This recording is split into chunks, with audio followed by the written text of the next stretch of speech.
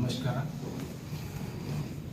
ನಾಳೆ 6ನೇ ತಾರೀಕಂದು ಸಿದ್ದರಾಮಯ್ಯ ಸಾಹೇಬರು ಉತ್ಸವ ಕಾರ್ಯಕ್ರಮ ಇಟ್ಕೊಂಡಿದ್ದೀವಿ. ಅದು ತಾಂತ್ರಿಕ ಕಾರಣದಿಂದ ಮುಂದೂಡಲಾಗಿದೆ.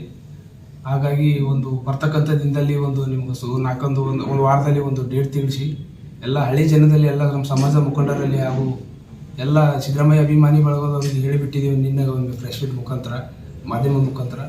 ಆದ ಕಾರಣ ಇವಾಗ ನಾಳೆ ಒಂದು ತಾಂತ್ರಿಕ ಕಾರಣಕ್ಕಿಂತ 144 ಇರೋದ್ರಿಂದ ಜನ ಸೇರೋಂತಿಲ್ಲ. ಹಾಗಾಗಿ ಮುಂದೂಡಲಾಗಿದೆ. ಹಾಗೆ ಇನ್ನೊಂದು 2-3 ದಿನದಲ್ಲಿ ಒಂದು ಡೇಟ್ ಹೇಳ್ತೀವಿ, ಒಂದು ಯಾವ ಡೇಟ್ ಮಾಡಬೇಕಂತ ಒಂದು ಡೇಟ್ ಹೇಳ್ತೀವಿ. ಹಾಗಾಗಿ ಎಲ್ಲ ಮಾಧ್ಯಮ ಮುಖಾಂತರ ಎಲ್ಲ ಸಮಾಜ ಬಂಧುವರಿಗೆ, ಸಿದ್ದರಾಮಯ್ಯರ ಅಭಿಮಾನಿ ಬಳಗೋದವರಿಗೆ ಹೇಳ್ಕೊಂಡು ಬಯಸ್ತೇನೆ. ನಮಸ್ಕಾರ. ಎಲ್ಲರಿಗೂ ನಮಸ್ಕಾರ. ನಾಳೆ ಮುಖ್ಯಮಂತ್ರಿ ಸಿದ್ದರಾಮಯ್ಯ ಅವರ ವಿಜಯೋತ್ಸವ ಕಾರ್ಯಕ್ರಮ ಇತ್ತು.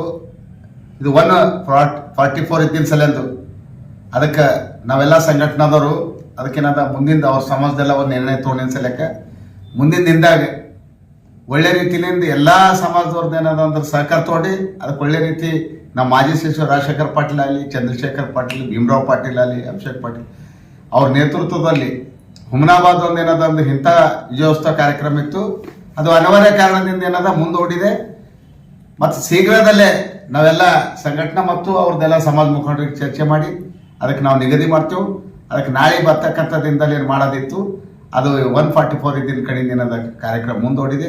ಅದಕ್ಕೆ ತಾವೆಲ್ಲರೂ ದಯವಿಟ್ಟು ಈ ನಮ್ಮ ಮುಖ್ಯಮಂತ್ರಿ ಸಿದ್ದರಾಮಯ್ಯ ಅವರ ಕಾರ್ಯಕ್ರಮಕ್ಕೆ ತಾವೆಲ್ಲರೂ ಬೆಂಬಲ ಕೊಟ್ಟು ಮುಂದೆ ಬರ್ತಕ್ಕಂಥ ದಿನದಲ್ಲಿ ಅತಿ ಹೆಚ್ಚಿನ ಸಂಖ್ಯೆಯಲ್ಲಿ ಆ ಕಾರ್ಯಕ್ರಮ ಯಶಸ್ವಿಗೊಳಿಸ್ತೀವಿ ಅಂತ ಹೇಳಿ 2 ಮಾತು ಮುಗ್ತೀನಿ. ನಮಸ್ಕಾರ.